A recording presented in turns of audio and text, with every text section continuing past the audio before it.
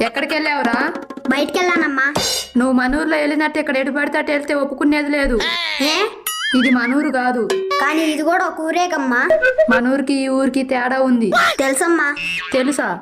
ఏంటో చెప్పు. మన ఊర్లో టాయిలెట్ వస్తే వెంటనే ఎక్కడ ఒక చోట జిప్పు తీసి పోసుకోవచ్చు.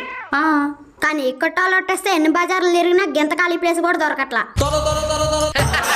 ఈ లోపు కొలాయి కూడా లీకేజ్ అయిపోతుంది. సిటీ అంటే అలానే ఉంటుందిరా. ఏం సిటీనో అమ్మా. ఈ సిటీలో ఇలా నాలా ఎంతమందికి లీకేజ్ అవుతుందో ఏమో. మా మగాళ్ళ పరిస్థితే ఇలా ఉందంటే పాపం ఈ ఆడాళ్ళ పరిస్థితి. అవన్నీ నీకెందుకురా?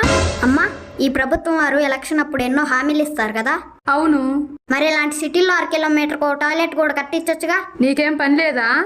నేనేం పని లేక చెప్పడం లేదమ్మా. ఈ సమస్య కారణంగా మనిషి పరువు పోకూడదని చెప్తున్నాను.